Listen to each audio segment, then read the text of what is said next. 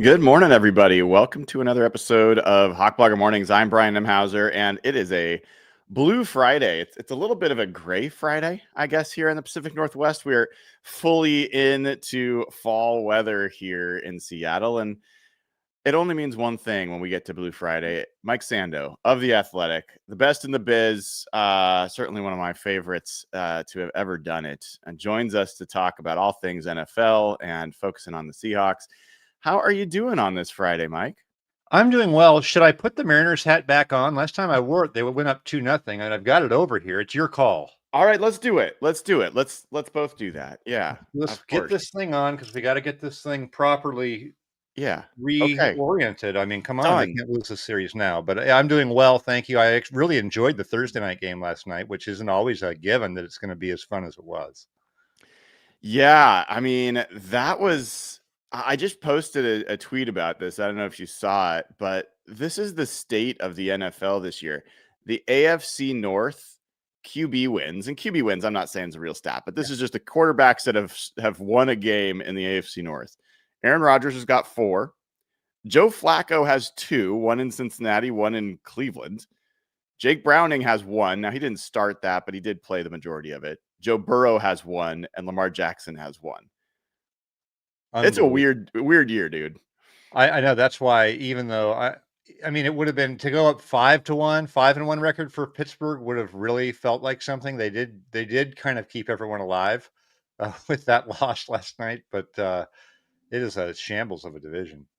Yeah, what do you think? I mean, one of the crazy things now is the Bengals are 3-4. And there's talk that Joe Burrow is expecting to be back in December.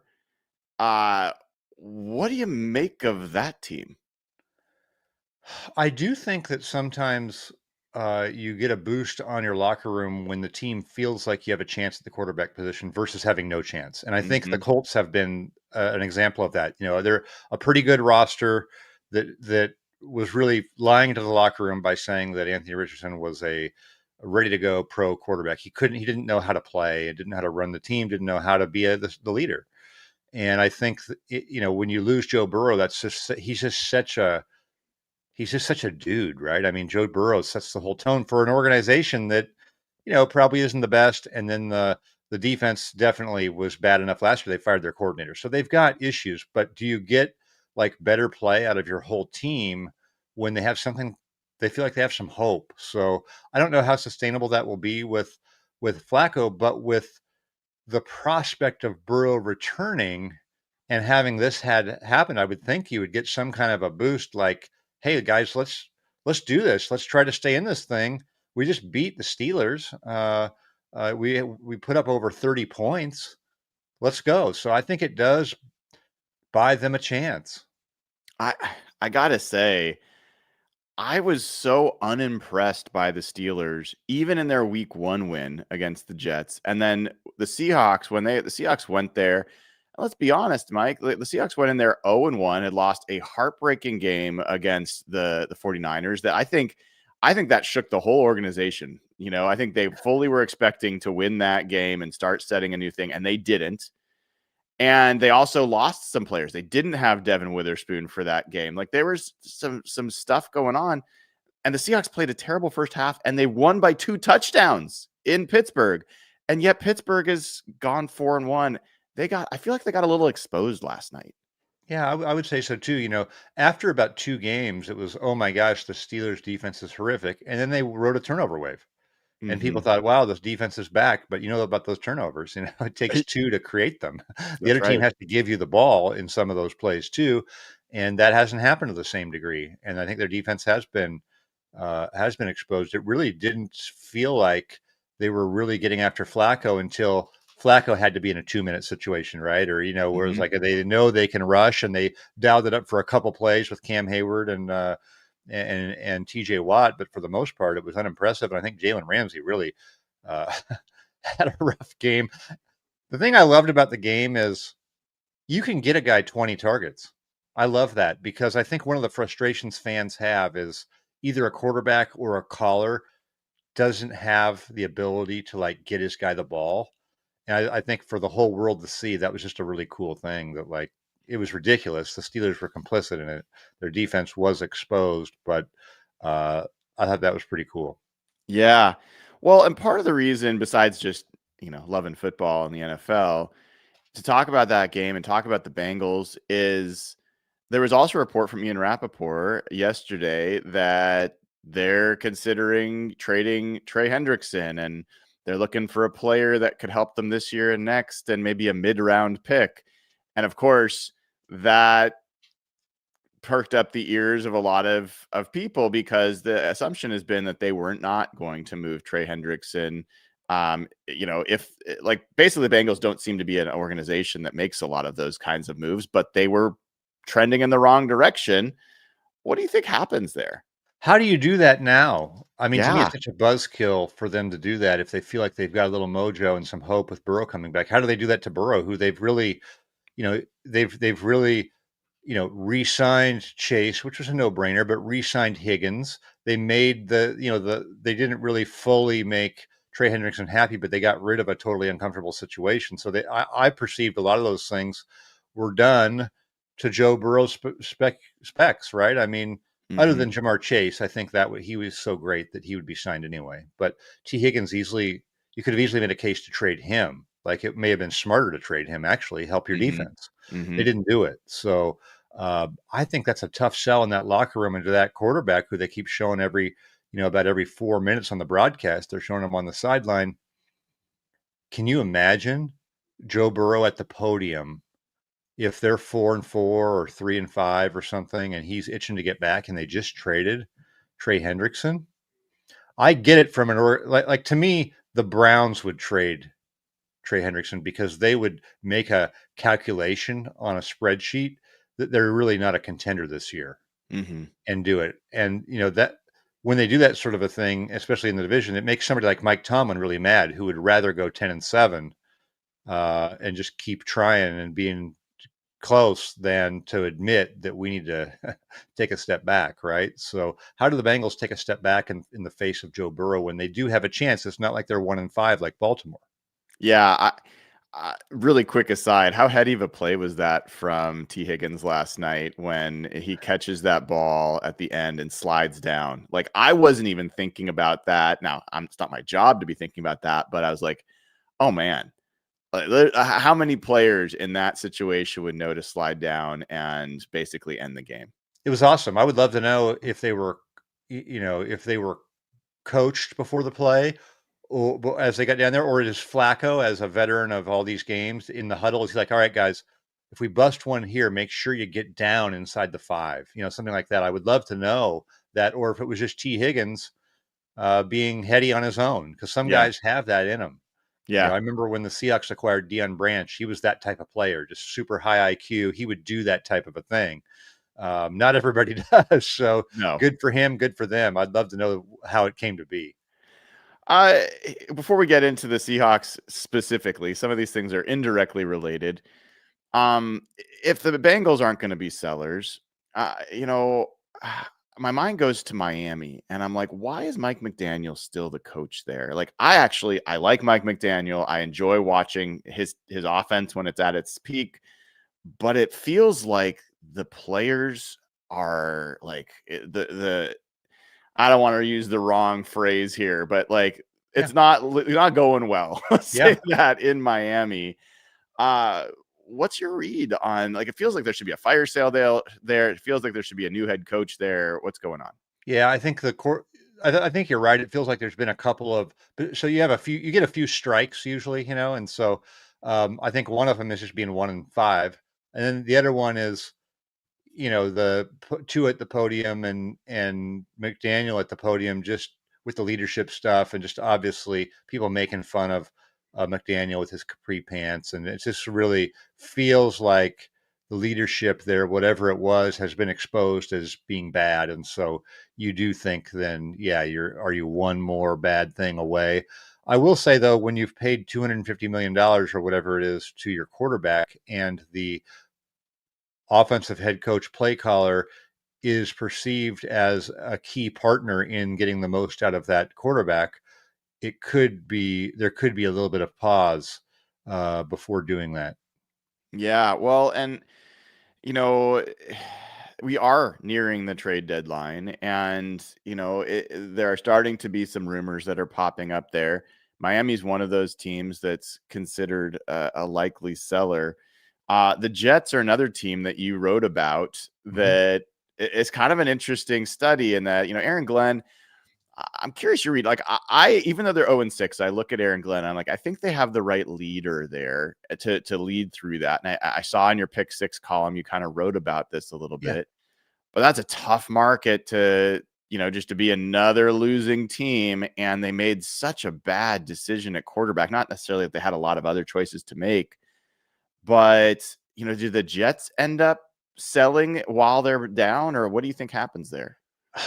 So I think I agree with you on the head coach. Like I like his kind of vibe, and I like the fact that he doesn't seem rattled on it. Now, some people it's interesting. I did a radio show last night where the hosts were like, I think they're New York based, and they were like, I could see in the first couple games this guy's got no idea what's going on the sideline. It's not quite Nathaniel Hackett, but he doesn't know how to control this thing. He's running up and down celebrating, and they lose the Yeah. game, and then the end of Yeah. the half against Yeah. Denver was, botched pretty well. And the other thing is, I think Aaron Glenn was probably a driver in getting Justin Fields, who they not only signed to 20 million a year, they gave him 10 million fully guaranteed next year. Oh, That's just was a mystery to me. I remember yeah. seeing that when it happened and thinking, I must not know. We must be able to get the numbers later. Like what? What Justin Fields would have gone there? Where else was he going to go to get a chance to start? Not only a chance to start, he was named the starter. He didn't have to compete for it. Mm-hmm. So to me, that if the coach was a big driver of that, I mean, maybe that's a strike on him.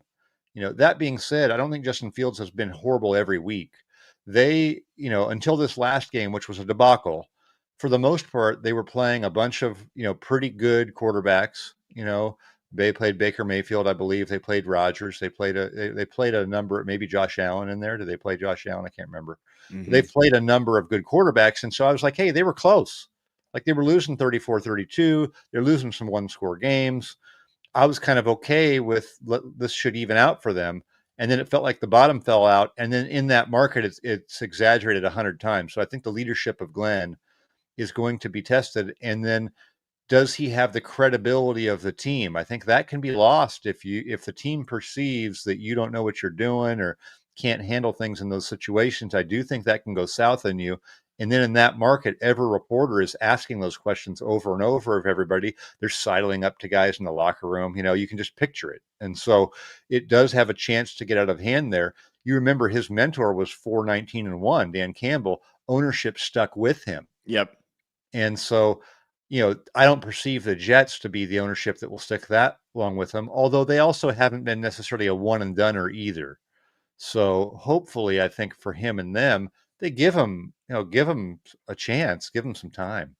I mean, Mike, I wrote about this in my morning after column this week. That Justin Fields performance was an all-time stinker, man. I mean, he was 9-17 for 45 yards and was sacked 9 times for negative 55 yards, which meant they finished with negative 10 yards passing.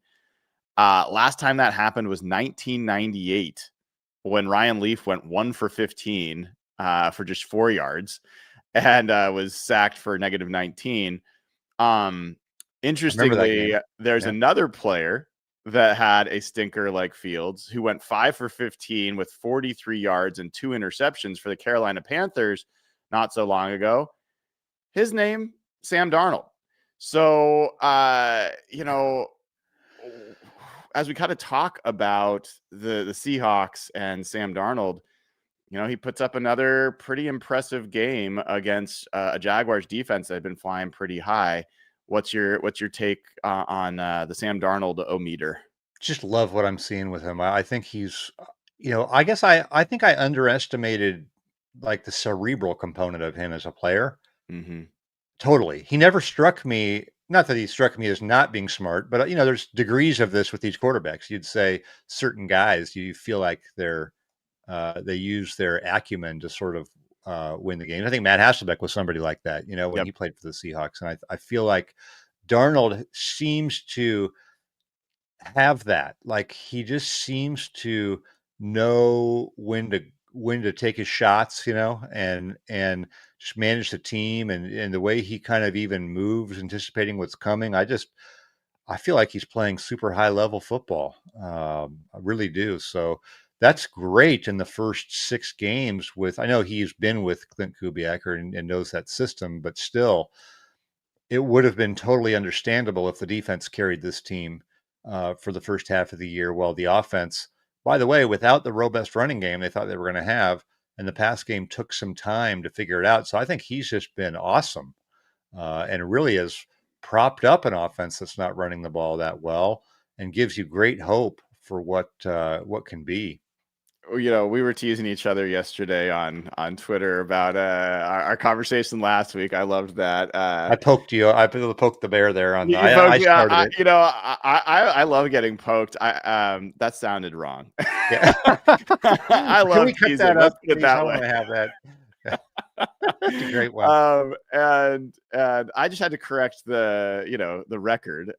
So I'll bring this back to the point. So last week we talked about the Jacksonville game, and I think I went back to watch to make sure I wasn't misremembering. And you were like, the Jaguar, like we should expect the Seahawks to lose to the Jaguars, right? I was like, actually, no, I don't think they should lose to the Jaguars. I think they're better than that. But you said, well, I think they're going to go 1-1 in the next 2 games between Jacksonville and Houston. And I said, yeah, I don't know if I respect Houston that much. And I think that's what you were teasing me about, because now I wrote an article yesterday about my last 2 articles have been previewing this game. And I'm seeing a lot of Seahawks fans like, oh man, we're going to roll Houston. They're terrible. And they've only beaten the Titans and the banged up Ravens. I think this is a really challenging matchup for the Seahawks and for Sam Darnold. I think this is an absolute moment, just like the Thursday night game against the Cardinals, where it was like, all right, he's going to do this in front of the nation. Is he going to do all right? Because that's a pretty tough defense. And then he shined and his star rose. Yeah. Now he's going to face D'Amico Ryans, the number 1 scoring defense, really, really good all around on Monday night. There's a chance for the old Sam Darnold to have a bad game. How big of a moment is this? Yeah, so my concern over the Seahawks was just how the defense looked against Tampa, and they weren't getting a lot of those guys back. I know they did get Marcus Lawrence back, and that was a big deal. They got a couple guys back, but with Witherspoon out and stuff, I felt like, God, this could be one where you go there on the road and your defense is tired from the last week, and now it's hot in Jacksonville, and then it not being as hot. And Seattle had a great defensive performance, really good. So great for them. That restores some confidence to me, especially with Spoon coming back this week. I think they're getting Julian Love back this week, and there's one other returner on defense. Reek Willen. Yeah, Reek Willen. So to me, that really equalizes against Houston, because this could be a tough game offensively. In theory, if they have a good pass rush. Seattle's run game hasn't been great. And so if you were to have Darryl Stingley travel with JSN and make him, kind of be quiet, I'm not saying that's going to happen, but it could. It could be a situation where they take him out one way or the other. Maybe it's Stingley and they have somebody else, whatever. And now you can't run the ball, and the pass rush is getting there, and you have a turnover, and you're down now. That's the type of thing that could happen against a defense like this. I think it's a really good defense. I love some of the subplots.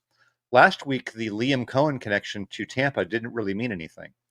So sometimes these things are overrated, but D'Amico Ryans, Clint Kubiak, huge familiarity with schemes and, practicing against that type of scheme.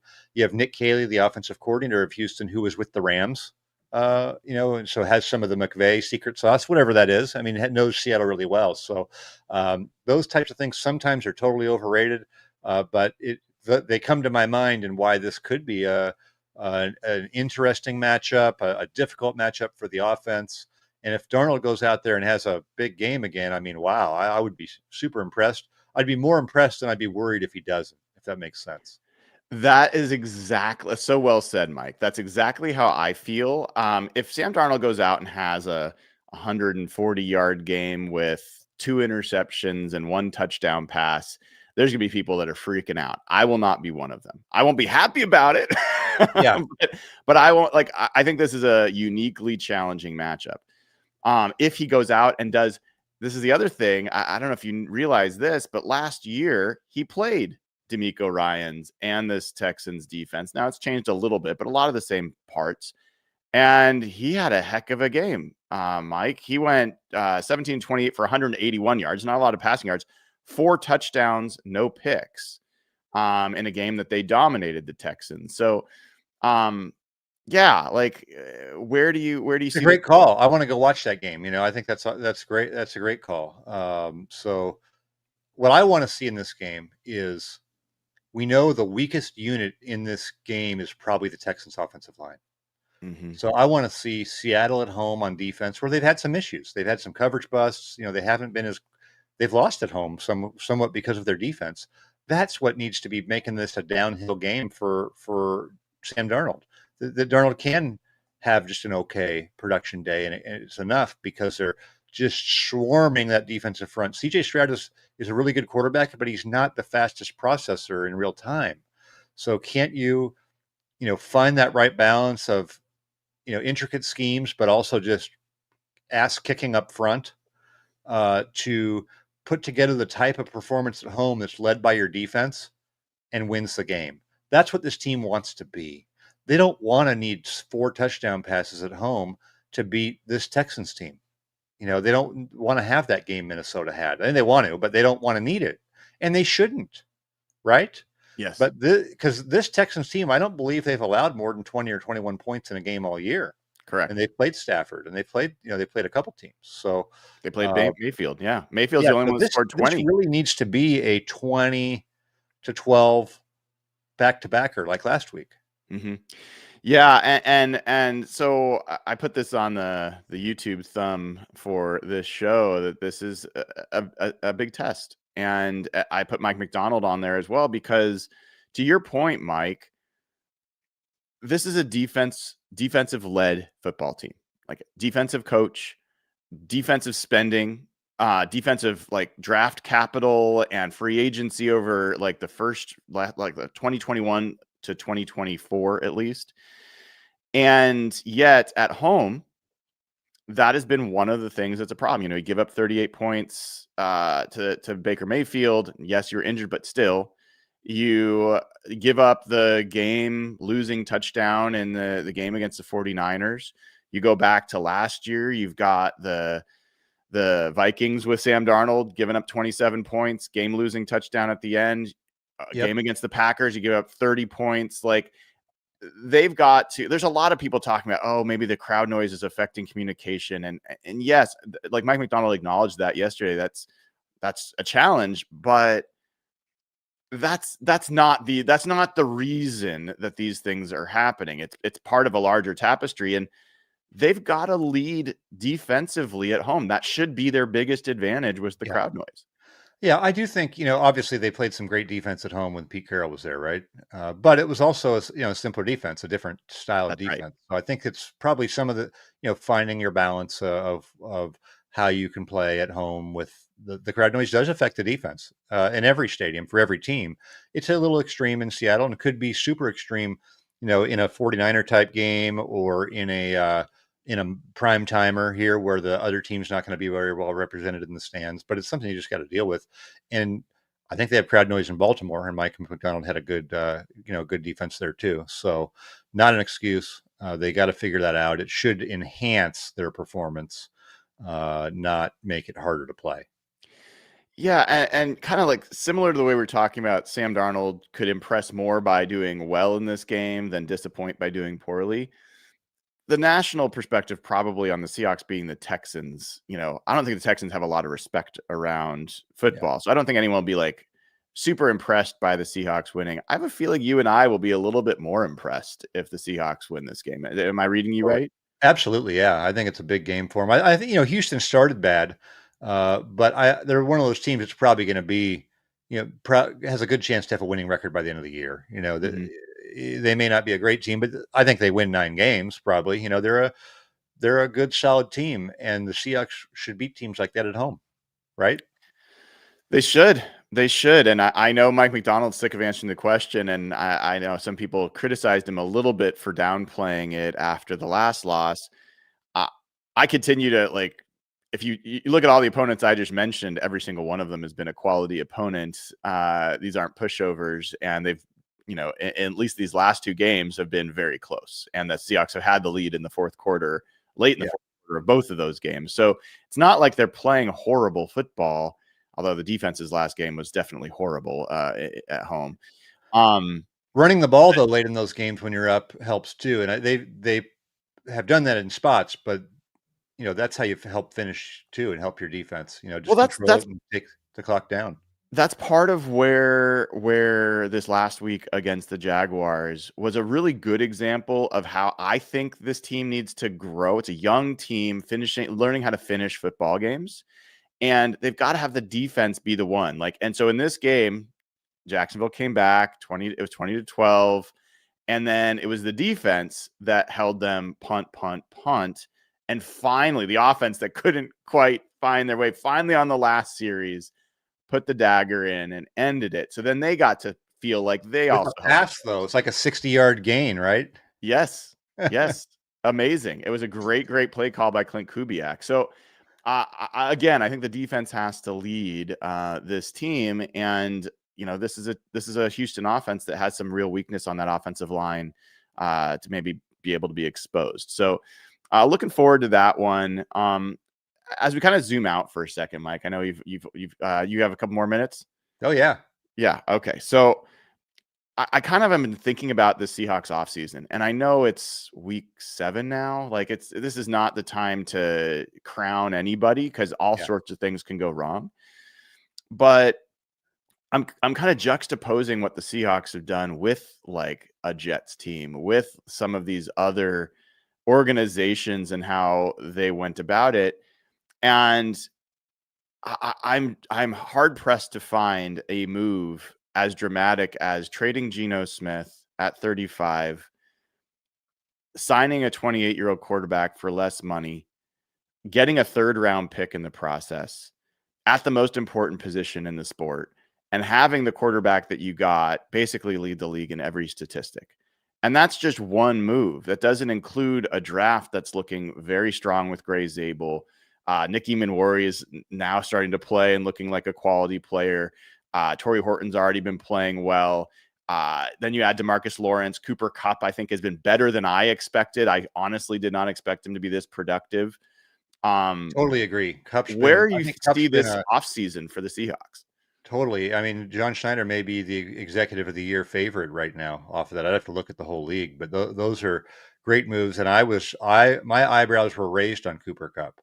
But I think even if he does wear down or isn't the same, I think he's made a good impact. Everything you hear on that room, and with these younger guys, I think he's been a great pro for them. And some people do believe in having one of those in each position room if you can, right? Some guy who's just a career producer, right? And in Kupp's case, probably an overachiever too, who's had to do it with preparation and being precise and doing things the right way. So I tip my cap to that one because I thought it was a reach. I thought the Rams were kind of eager to get rid of him and I just didn't love the age and the durability question for what they paid, but that has worked out really well for them. The Darnold one's been amazing to really move on from 2 quarterbacks now at the right time in Wilson and Geno Smith. That's not done. It's just not done. It's done, but it may not be done where you come out better both times. You're 2 for 2 and moving on from guys that you've had winning records with as a starter. Yeah, I think that's guts. You were the first person to write about it that I saw. This was maybe either the last week or the week before, and then I think someone else from The Athletic wrote another article about it, kind of as the full focus this week. So, setting trends as usual, Mr. Sando. Well, try to look at it from a little bit of the bigger picture, and I think that really does stand out. So, what they've done's been admirable. I think a lot of those moves have worked out. And by the way, we didn't even mention Arroyo, the tight end they drafted. I think he might be okay too.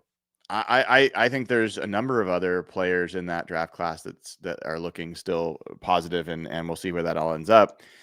Last thing I wanted to ask you about is the Rams. So this is a team that I'm a little bit perplexed by. Fundamentally, when I watch them, I see all the all the bits and pieces of a team that can contend in this year's version of the NFL. But then when I dig in and I'm like, but they just struggled to beat the ghost of the Ravens last week.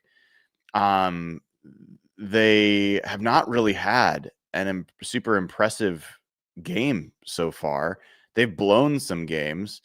I don't know. What do you make of the Rams? What's going on there? Yeah, I think that they're a good, not great team. I think that they have a young defense that can be promising. Their kicker's been a mess. That's probably hurt them outsized in an outsized manner.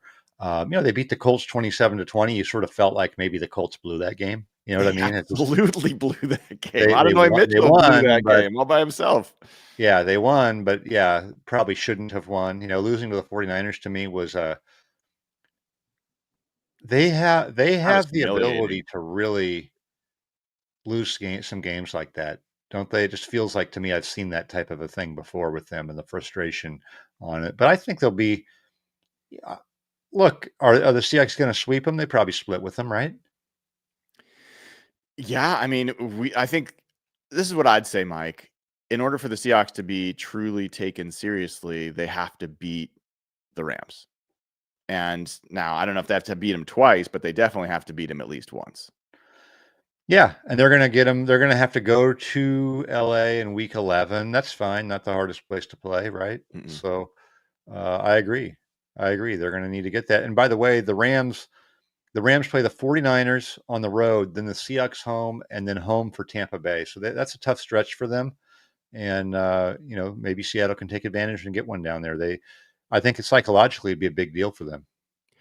I think it'd be huge. I think it'd be huge. And you look at that Tampa Bay team that's gonna, you'd think would be getting healthier by that point. Mike Evans is back at practice, and they'll probably be getting Jalen McMillan back at some point, and their right tackle back at some point, and so on and so forth. So I mean, I look at the Rams right now and I'm like, what's their most impressive win of the season?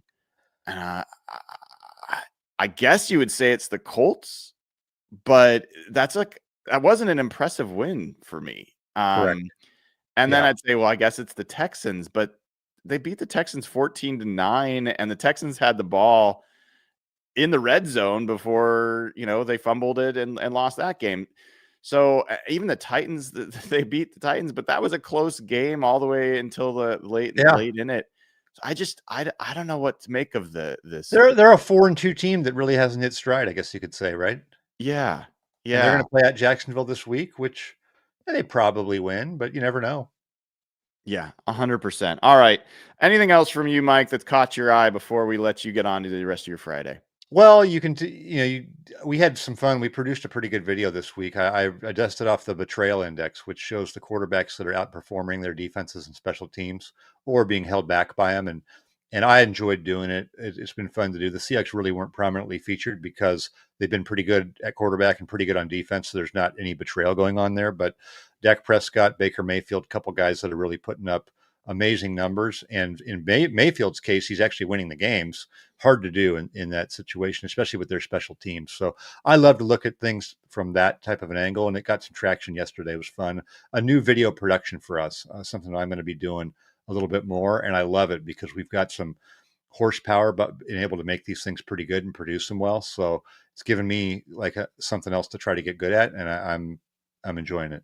I love it. I will check it out. And you talk about Baker. I just got to say, I'm probably alone in this. My play of the year so far was his 3rd and 14 Mm, scramble for a Ramble. first down against the 49ers. I don't think a lot of running backs in the NFL would have made that play. And I think that just encapsulates what kind of season he's having. Love him. I think he's a perfect example of. Remember, we said sometimes just having a competent quarterback can give your team a lift. When you have a guy who has the genuine energy and the genuine fight and can make the plays, like how do you not play for that guy? Yeah. Is there anyone whose team would play for their guy more than Tampa Bay? It just feels like there may not be. So No, love it. 100%, 100%. Tons of respect for how he's playing so far this year. Mike, thank you so much. Have a great rest of your Friday. Hey, appreciate it. You too. All right. That is Mike Sando, best in the biz over there at The Athletic. Make sure you check him out at Sando NFL, and we'll check out some of his video work as well as Mike's branching out. That's good to hear.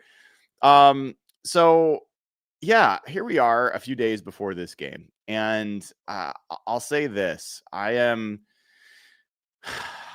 braced for this game to be a hard-fought battle.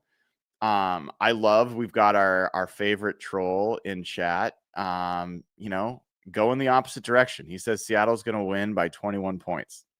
Let's hope, man. Like, I love that. That would be great. And as I mentioned, Sam Darnold did have one of those kind of special games against the Texans last year. For those that weren't here when I was talking about it, he went 17 for 28, 181 yards, 4 touchdowns, no interceptions, 119 passer rating. They beat the Texans 34-7. Now that was in Minnesota, this is going to be in Seattle. The Texans did lose CJ Stroud for part of that game. So Davis Mills came in and was quarterbacking, and they still had Nico Collins. They did have Tank Dell, who they don't have this. I don't think he's healthy yet this year. So they had a lot of the players on offense. I want to go back real quick. I'm going to look at who played defensively in that game for the Texans. So this was what week was this? This was week 4. I think it was week 3. Let's take a week 3. Go all the way back to week 3 of last year. And let's look at the Texans defense in that game. So Will Anderson was there. Danielle Hunter was there, playing against his former team. Azeez Al-Shaair was there. Stingley was there. Jalen Petrie was playing. Mari Edwards Jr., who's former Seahawk, playing for the Texans. He was there. Tim Settle still is there. Henry To'oTo'o. So they had a lot of their guys in that game. And Will Anderson created some havoc. He had 7 pressures. Danielle Hunter had 6 pressures. But Derek Stingley didn't have his best game. It wasn't terrible. He gave up 2 catches on 2 targets, but it was only 21 yards. Who did they pick on? Who did Sam Darnold pick on in that game? Henry To'oTo'o. This is interesting. Linebacker. He was the lowest graded player in this game, by the way, by PFF, 36.1 grade. He was targeted 5 times, gave up 4 catches for 33 yards and 2 touchdowns. 133.8 passer rating against. That is not good. It's very interesting because this is one of the things I highlighted in my first look, my tail of the tape, that the linebackers for the Texans, I think, are a weak spot. And it looks like Sam Darnold found that to be the case. Henry To'oTo'o, more than anyone else, is the guy I would pick on from a linebacker perspective. He's built to be a run plugger, not to be a pass stopper. Other guys that had rough games. Eric Murray, who is not playing for them right now, or he might not even be on their team. He gave up a touchdown. And then Jimmy Ward also gave up a touchdown in that game. Jimmy Ward's not playing for them right now either. I think he was let go. I can't remember the exact situation with Jimmy Ward, but I think some bad things happened with him off the field, if I'm recalling correctly. But in any event, that 2 touchdown passes against Henry To'oTo'o it's good to see. I think that's an important one. So yeah, I mean, I think the Seahawks should be favored. I think the fact that Devin Witherspoon, Julian Love, Tariq Woolen all practiced yesterday is great news. A little bit of a smaller injury thing that we didn't talk about yesterday that's worth noting is Josh Jones, the backup swing tackle, who has been out for the last few weeks and not even practicing, was a limited participant. I've been a little concerned about their tackle situation, to be honest, the last couple weeks. If Abe Lucas or Charles Cross were to miss any time, you were talking about some uncomfortable snaps being played by some young players. So having Josh Jones back, I think, would be pretty big. As I look at the odds right now, it's still Seahawks are generally 3-point favorites, although there's a couple of books that have moved it up to 3.5. The other thing that I was going to look at is I like looking at some of the prediction market stuff for where the Seahawks are in terms of expectations for winning the division.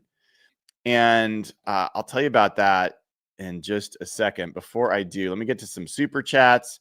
And before I even do that, remind you, SimplySeattle.com, use code HawkBlogger15, gets you 15% off the best Seahawks, Mariners, Huskies, Kraken, Sonics, whatever Seattle sports gear you want to get. Use code HawkBlogger15, get 15% off. Go to JKBoots.com/HawkBlogger. Get the best deal you can on a great set of boots. In fact, hold on. My JK boots are sitting right here. These are lovely and they smell amazing. That leather is legit. They are heavy duty. They will last you a lifetime. Go over to jkboots.com/HawkBlogger. Get a great deal there. Then obviously, download the Sleeper app if you haven't already. Great way to track your fantasy football team, baseball, NBA is getting started with preseason. It's regular season's right around the corner. Get real-time stats, hang out with friends, and for a little bit, you can get $20 without even making a deposit. But if you use code HAWKS, you can get up to $100 match on your first deposit. Terms and conditions apply. See Sleeper's terms of use for details. Currently operational in over 25 states. Check out Sleeper today. Reminder that if you want ad-free audio for this show, all you got to do is go to patreon.com/HawkBlogger, sign up there. Get ad-free audio, get access to the Discord channel, and you get verified over at hbtix.com, hbtix.com. It's the only place where, as a ticket holder, you can make sure you're selling your tickets to a Seahawks fan. Let's protect home field advantage. There's a bunch of tickets available for this Texans game. I'm seeing a lot of folks really pushing to get their tickets sold to Seahawks fans. So if you want to see a huge Monday night game, go over to hbtix.com. I charge no fees. I make no money from it. I just want to give people a place where they can make sure they're protecting our home field advantage by selling their seats to other Seahawks fans.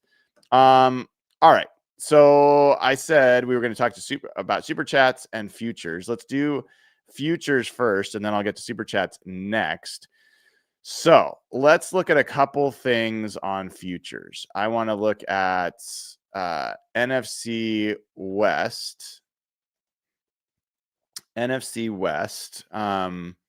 champs. And this is over at polymarket.com. NFC West winner. All right. I'm gonna share this with you guys as well so you can see what I'm seeing. 1 second. Hold on. Here we go. Share screen. So this is interesting to me in that if you zoom out to like August, the Seahawks were given the lowest odds to win the NFC West, 16%. 37% were betting on the 49ers, 33% on the Rams, and then Arizona at 16.5, 16 for the Seahawks. So like a huge divide between the Rams, 49ers, and then the next two in the division. When you get to the season and the Seahawks lost their first game, right? You get to the situation where the Seahawks were even lower odds because they lost to the 49ers, right? 49ers were at 35%. The Rams were at 34%. The Cardinals started climbing to 22%. Seattle was at 10%, 10% odds after the first week of the season. All right. And then things start to change. And we're going to look back at like the last month. where Seahawks, back in late September, still 11%. They actually got all the way down to around 10, but then things started to change. And the 49ers at one point were up at 50% odds to win the division. Seattle at this point was 14%, but watch what happens with the Seahawks. They climb up to 19%, 22%, 24%, and they've been hovering around that 20% range. And you get all the way to now, all the way to current October 17th at 8 a.m. The odds are 35% 49ers, 35% Rams, 32% Seahawks. Arizona is down to 0.9%. Now, I think that's a little bit low. I don't think they're that little of a chance to win. And I will say this, I think the Cardinals are a tougher team to beat with Jacoby Brissett as a quarterback than they are with Kyler Murray. I absolutely believe that. It's not because I think Jacoby Brissett is a great quarterback. I just think he's better leader. There's no doubt about that. And I think he is a guy that will mostly do the right things. We saw him in New England last year. He gave the Seahawks a lot of trouble in New England. He's just a competitor. He's not a great quarterback, but he's totally fine. Kyler Murray, I don't think he's the dude. I don't think he's the guy you want. And so we'll see. They almost beat the Colts in Indianapolis. I think the Cardinals are going to have a challenge with when Murray's ready to play. I think there's going to be some folks in that organization and in that locker room that are not going to want him to take the job back. But that'll be one to watch. In any event, bettors are not high on the Cardinals, less than 1% chance to win the division. But the Seahawks up to, I think, what is a season high 32% chance to win the division, right there with the 49ers and the Rams. And I think most people would say that, the 49ers are an unlikely division winner at this point with their injuries.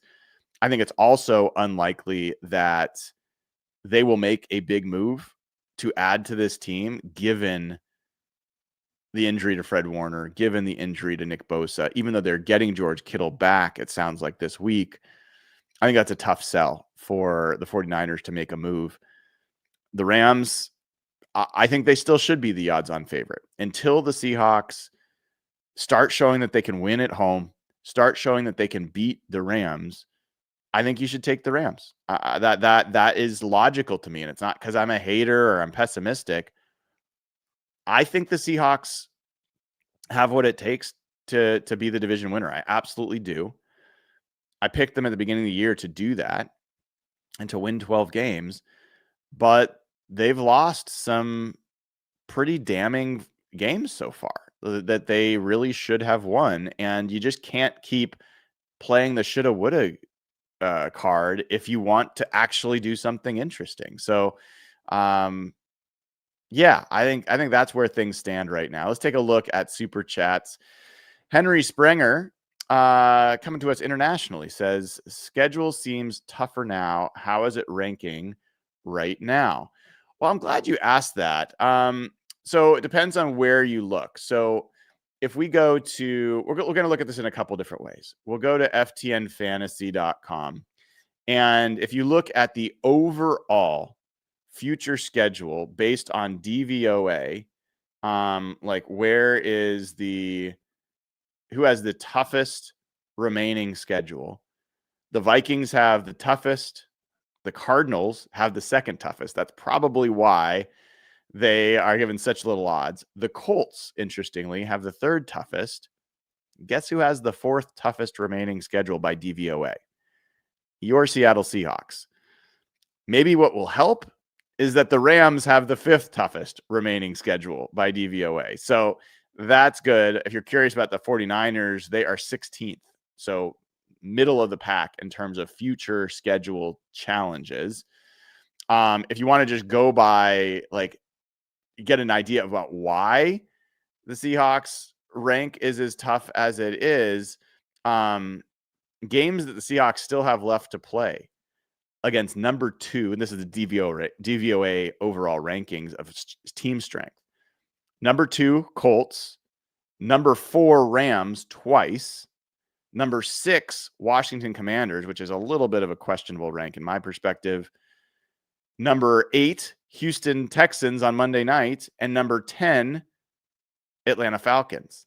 There's a lot of tough games left. And if you go by DVOA, the toughest team, or the highest ranked team that the Seahawks have beaten by DVOA rankings is the Pittsburgh Steelers, who are the 9th ranked DVOA team. After that, Jacksonville's 14th. So they haven't and they lost to the 22nd ranked DVOA team in the 49ers, for what it's worth.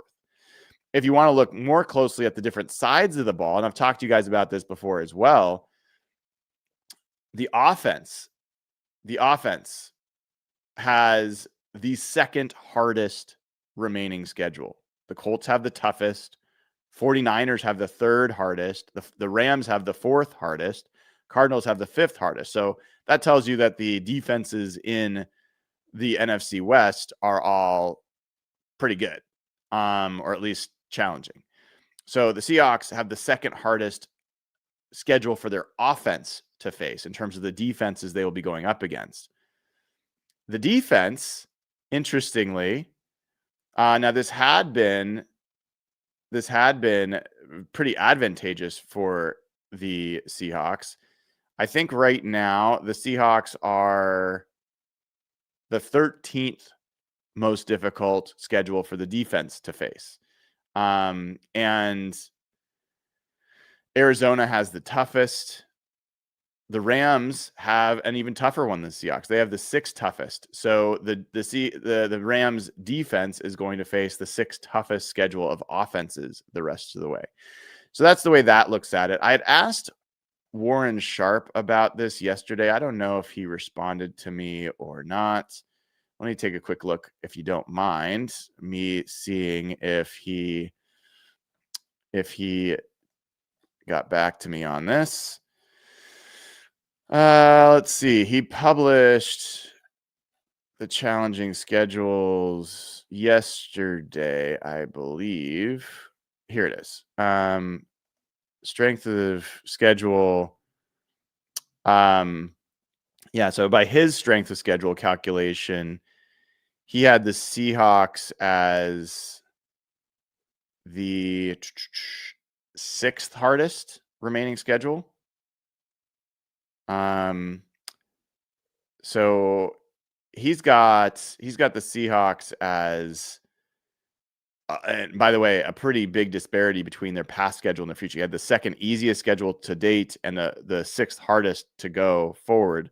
Interestingly, the Vikings had the easiest schedule to date and have the hardest remaining schedule. So that one is an interesting one. But yeah, he did not respond.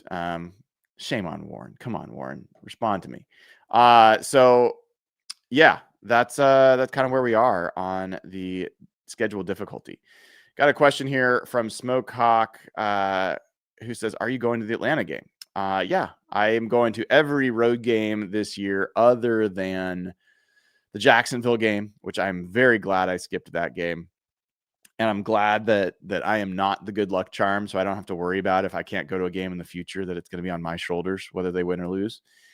And I'll be going to the Nashville game as well. And we're trying to work on, I'm getting closer. We're going to work on doing a live show on Saturday in Nashville.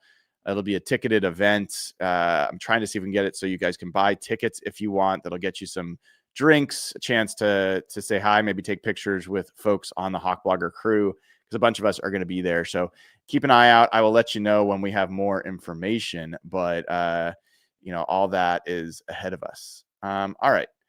I think that, I got a question here. First of all, what's wrong with the Mariners? Well, you're going to pitch over the middle of the plate, you're going to get punished, especially by this team. And then offensively, I don't know, man. It's pretty disappointing. And I think the Mariners are in a very tough spot. Like tonight's either a win or the season's over.